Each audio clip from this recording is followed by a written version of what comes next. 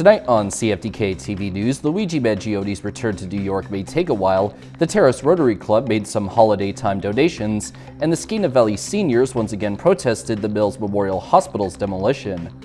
Northwest BC's only television news team. We are CFTK-TV News.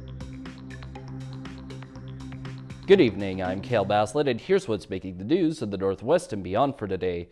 The environmental certificate for the Prince Rupert gas transmission pipeline has officially expired now after being originally issued on a 5-year term in 2014 and then given a 5-year extension.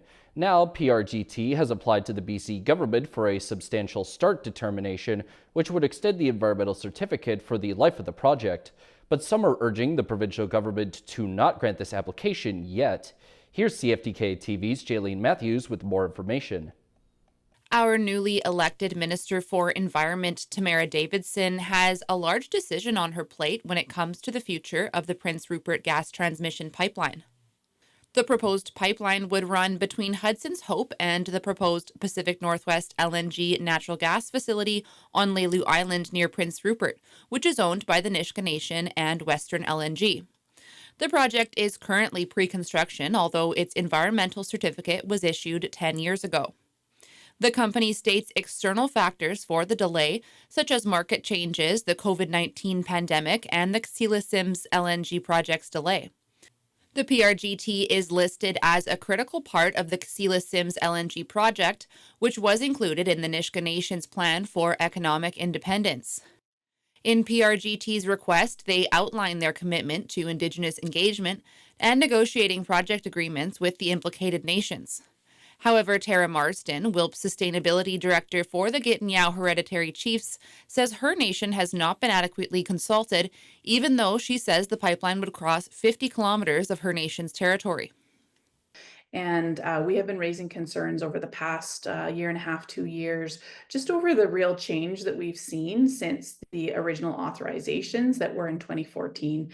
And so we really want to look at these projects as new projects and not as they were considered 10 years ago.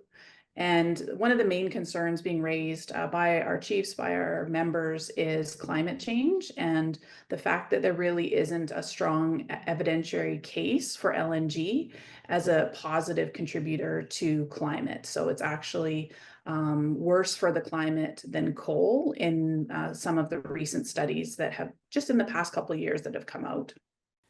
Marsden says that freezing the environmental certificate and going ahead with the substantial start just doesn't make sense with climate change.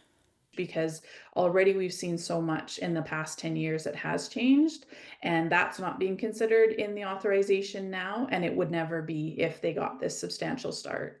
So that's again why we've called for a new assessment looking at the real evidence for net zero, the claims of net zero and LNG being a climate friendly fossil fuel, renewing that and looking with all of the best available science and evidence that we have in 2024 as opposed to what was available 10 years ago. A decision on the substantiated start is expected by the spring of 2025. For CFTK News in Terrace, I'm Jaylene Matthews. While the Northwest community settles into the Cassian Hospital being a hub location in the region, a local society is protesting the demolition of the old Mills Memorial Hospital, and the Skeena Valley seniors still believe that this building can be used in a different capacity. Here is CFTK-TV's Damian Smith with more. One last stand is what the Skeena Valley seniors did yesterday in front of the Mills Memorial Hospital, which is on its way to being a physical memory. And the group believes that this building still can be key infrastructure that can be vital towards care for many here in the Northwest. This building, which is half the size of the Cassian building, is potentially worth half the cost of the Cassian building at $322 million plus 318 plus inflation, $350 million basically to replace. We know we don't have respite care. We know we don't have short-term care. We know we don't have interim care. For the Skeena Valley seniors, they want to make it known that this isn't all about nostalgia and memory, and it's more about a lack of infrastructure available for senior care and other services in Terrace and the surrounding areas. There's so many needs in our community that are unmet. We polled the community a year ago, and they came up with 57 different things in our community that they feel that we don't have. And this building could meet the needs of many of them. Now, Penner and the rest of the group believe that the parking outline around the new Cassian Hospital is, quote, a major problem. And in the past, the group has proposed a parking plan that they believe would work to keep the Mills Memorial Hospital in place. And on the financial side of things, Penner believes that it doesn't make sense when it comes down to dollars and cents. I feel like we're not being fiscally responsible with tax dollars. I think we're throwing tax money into landfills. That makes no sense to me whatsoever. We're being irresponsible with tax dollars. We're not thinking of the future. We're being short-sighted. All those things that we'd like to think that our leaders are considering when they do projects to this degree. Like even the stuff that came out of this hospital, that should have gone to the community, and a lot of it did not. Now, the demolition of the hospital should be happening sometime in early 2025, and the parking should become available for those who are visiting, those who are patients, and those who work there. We're sad. We're sad today to be at a position where we're seeing this building going down. And we're appealing to the government, even on the last days, to reconsider what they're doing and to keep it up. From CFTK-TV in Terrace, I'm Damian Smith. With Christmas getting ever so closer, many people and organizations are getting into the giving spirit, and the Rotary Club of Terrace is no exception to that. In a release on their website, the club announced that they had contributed funds to 4 different local community groups through this week. First, they presented a check for $3,000 to the Terrace Church's food bank.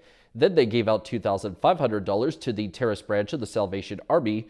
The club next gave away $500 to the Terrace Curling Club. And lastly, they donated $7,250 to the Skeena Valley Rotary Club's Starfish Backpack Program, who gives out food to school students in need. And it has not been made clear yet if the club will continue to be giving out more of these donations sometime in the near future. It could be weeks before the suspect in the murder of a prominent U.S. healthcare executive is back in New York to face charges. As CTV's Joy Malmont reports, investigators are uncovering more details about Luigi Mangioni's past and his alleged motives. A defiant Luigi Mangioni wrestling with deputies, shackled and shouting at the cameras as he fights extradition to New York. Completely out of touch, and it's an insult to the intelligence of the American people and the lived experience. Denied bail, the 26-year-old Ivy League graduate is charged with the targeted killing of healthcare executive Brian Thompson. His lawyer says he'll plead not guilty. We've seen no evidence. That's one of the many reasons why we're challenging the extradition at this point. Police officials say they were able to match Mangioni's fingerprints to a water bottle and phone recovered at the crime scene. Fingerprints were also found on bullet casings. There's also a notebook found in his backpack at the McDonald's where he was arrested that seems to detail grievances against the healthcare industry and alleged plans. One passage said, "What do? You whack the CEO at the annual parasitic bean counter convention? It's targeted, precise, and doesn't risk innocence." Friends say Mangioni struggled with severe pain, posting about sciatica, back pain, and brain fog. He confirmed that he had surgery, and he sent me the x-rays. It looked heinous with just giant screws going into his spine. Since his arrest, there's been an outpouring of support online. Police concerned about copycats after posters outside the New York Stock Exchange hailing Mangioni as a martyr. As police piece together new evidence, they're interviewing Mangioni's family and friends who seem to have lost touch with him months ago. Joy Malvin, CTV News, Washington. Coming up next, a twist emerged in the hearing of a woman who faked being a nurse. Welcome back. Vancouver Mayor Ken Sims' motion to make the city Bitcoin friendly has passed, but it looks as though it could be a waste of city resources to look into it. The mayor may be a huge booster of cryptocurrency, but he could be running into a major obstacle, the law. CTV's Isabella Zavarisi reports.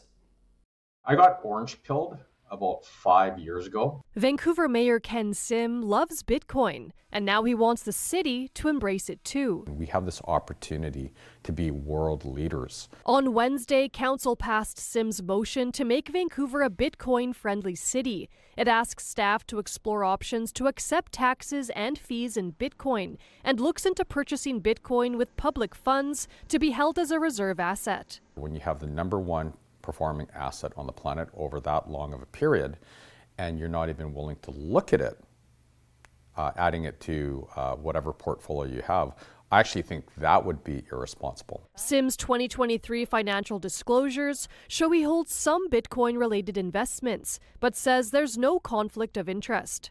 Anything we do, it's not even, the conflict, the perception of a conflict. Ran it by legal counsel as well. While the mayor admits he's got the Bitcoin bug, I am not orange-pilled, no. Green councillor Pete Fry says he worries how Vancouver will be perceived. And I do, again, reflect on the already very well-known problems we have in the city of Vancouver with money laundering, and think that this is probably going to further facilitate some of those issues. Definitely there was a history of it, that Bitcoin mining is bad for the planet, that it has no value, and there's been so much improvement in regulations and progress in this space. Regardless of progress, Sim's plans may fall flat. The province says the community charter, which oversees municipal finances, says local governments cannot hold financial reserves or make any investments using cryptocurrency, such as Bitcoin. That doesn't seem to deter the mayor. Do you still believe it's the greatest human invention? I'm going to get in trouble for saying this, but I do. Staff will come back to council with a report early next year. Isabella Zavarisi, CTV News, Vancouver. Now to an unexpected twist in the sentencing hearing for a woman who illegally treated hundreds of patients. Bridget Clairot addressed the court in tears as the judge considers how many years she should spend behind bars for impersonating a nurse. Ben Milger has the details.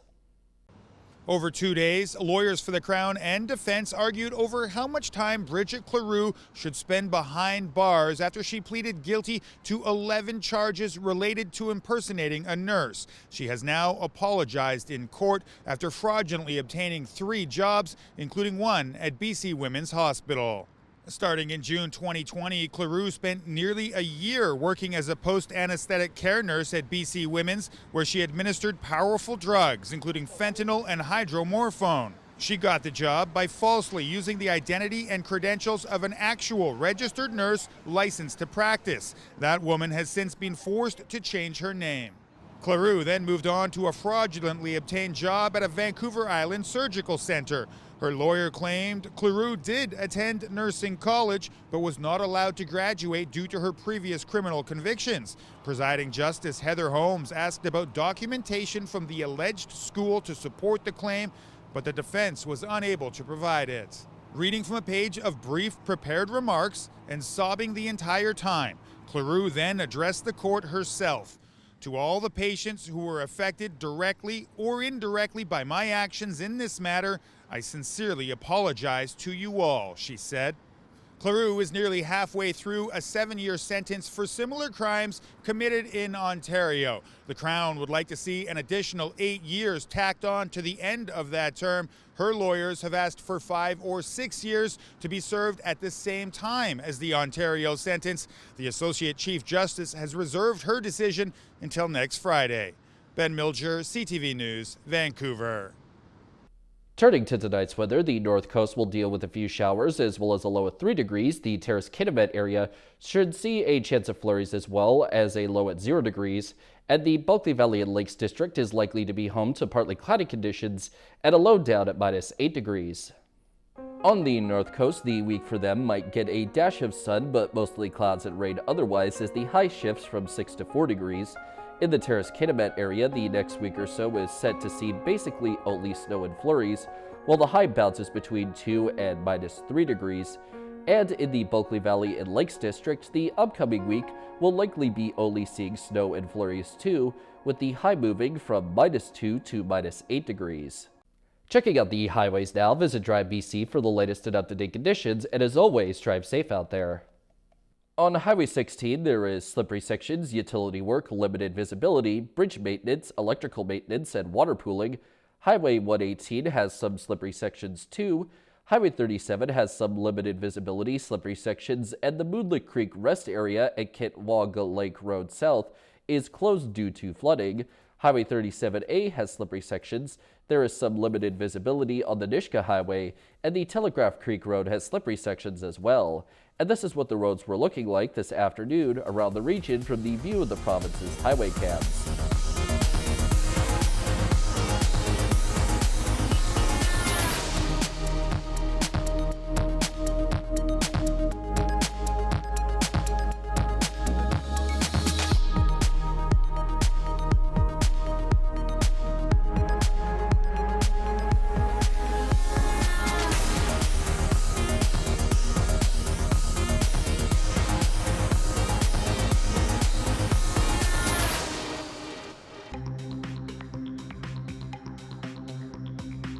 Still to come, the Bank of Canada has made a cut to its key interest rate. Welcome back. The Bank of Canada made a big cut to its key interest rate, which is welcome news for realtors and homeowners on variable rate mortgages. But as CTV's Ben Milger reports, it signals a growing sense of uncertainty about the Canadian economy. For sale signs have been a less common sight in Metro Vancouver over the past couple of years, and sold signs even more rare. You know, over the last 2 years, it's been an unprecedented time. We've seen rates go up 4.5% over a 2-year period. Realtors expect sales to pick up in the new year, thanks to a 0.5% cut to the Bank of Canada's key interest rate. It's the 5th consecutive cut announced by Governor Tiff Macklem since June, and brings the rate down to 3.25%. Inflation is back to the 2% target, and lower interest rates are beginning to pass through to stronger spending by households. The rate drop means significant savings for some homeowners. Those with variable rate mortgages could see their monthly payments reduced by several $100s, and those sitting on the fence hoping to jump into the market may see this as an opportunity. Interest rates are oxygen for the real estate market, right? It improves affordability, so consumers are going to be more likely to come out and make a purchase with their monthly borrowing costs coming down. But the big rate cut also indicates a possible storm brewing for the broader Canadian economy. The threat of tariffs from the incoming U.S. Trump administration only adds uncertainty at a time when more and more Canadians struggle to find work. The unemployment rate rose to 6.8% in November. It has been especially hard for young people and newcomers to Canada to find work. Yet another potential rate cut in the new year could fuel home sales, but with a stagnant economy, it's not clear if prices will also increase. Ben Milger, CTV News, Vancouver. We are hearing from the family whose vehicle was stolen with their 9-year-old daughter inside in Calgary. They're sharing the girl's harrowing experience along with a warning for all families. As CTV's Tyson Fedor reports, it's an ordeal they want no one else to suffer through. Joe and his daughter Alexis Delorme are back together, safe and trying to forget about a frightening ordeal Monday night. Worst feeling of my life, man. Scared and confused. Those were the initial feelings the pair had when Joe went to retrieve a bag of laundry from inside his girlfriend's home in Mackenzie Lake, and within seconds, his car was gone with Alexis inside. Less than 10 seconds. I literally walked from where the red truck is into the door, grabbed the bag, got a hug and a kiss, turned around, walked back out, and the panic set in. Around 8:45 p.m. Monday night, police responded to McCarroll Gardens for a report of a stolen 2004 red Saturn Vue. Alexis was in the back seat when an unknown woman entered the vehicle, driving it 8 minutes away to Sundance before abandoning it. Someone came out when he was inside and took the car and drove somewhere and parked it and then ditched the car and went to a different one in front of it. Delorme says she was frightened but sought help from anyone. A third passerby finally stopped, and she was reunited with her family. I went in the front seat, locked the door, and whenever someone came by, I unlocked it and tried making them stop. Stephanie Matcham says she was shocked her partner's vehicle was stolen meters from her front door. It's our worst nightmare. You just think you're in a really good spot and a good neighborhood that it won't happen to you, but it can happen anywhere. Calgary police say that warm-up thefts have seen a slight decrease year over year, reminding the public to never leave a vehicle running unattended. They're there at the right moment and at the right time. It's why 9 times out of 10 when you do that, your car's still there. But it's that one time that they are there, and that's when the issues can happen. As for the DeLormes, they have one message for all Calgary families. Make sure you lock your doors. Don't leave your kid in there running. It is a very scary situation that I don't want anybody else to go through. Like, it was sickening. Tyson Fedor, CTV News, Calgary. And now we turn our attention to how the stock markets are looking as of today compared to yesterday. The Canadian dollar is down 17/10 of a cent, the price of gold is down $47.30, oil is down 27 cents, natural gas is up 8 cents, aluminum is up $3. In Toronto, the TSX is down 246.99 points, the Venture Index is down 4.72, in New York, the Dow Jones is down 234.44, and NASDAQ is down 132.06. Still ahead, the Canucks star goalie returned from injury, albeit in a losing effort. Welcome back. The St. Louis Blues ultimately spoiled the return of Thatcher Demko, but the Vancouver Canucks did manage to make a comeback attempt and at least earn a point in their all-star goalie's first game since April. Now, another key player is poised to return to the lineup. CTV's Ben Nesbitt has this week's Ringside Report. Starting in goal from San Diego, California, number 35, Thatcher Demko! The long-awaited return of the Canucks star netminer. After a complicated knee injury kept him out since April, Thatcher Demko was finally good to go Tuesday. The Blues would edge the Canucks 4-3 in overtime, but the former Vezina Trophy winner looked solid in his return, stopping 21 shots. I've talked about managing expectations and not putting too much weight on that first game back, but obviously as the moment builds, you're excited to play and you want to perform. So, yeah, definitely a little bit of a weird day, just getting back into the rhythm of things. Demko's fellow American and Canucks star JT Miller was once again on the ice for practice Wednesday. He left the team 3 weeks ago, with the Canucks only saying for personal reasons. He's missed 10 games since. He's expected to return to the lineup sometime soon, but it's unclear if that will be Thursday when they host the Florida Panthers. He's getting close. I don't know the exact date, but close is better than long term.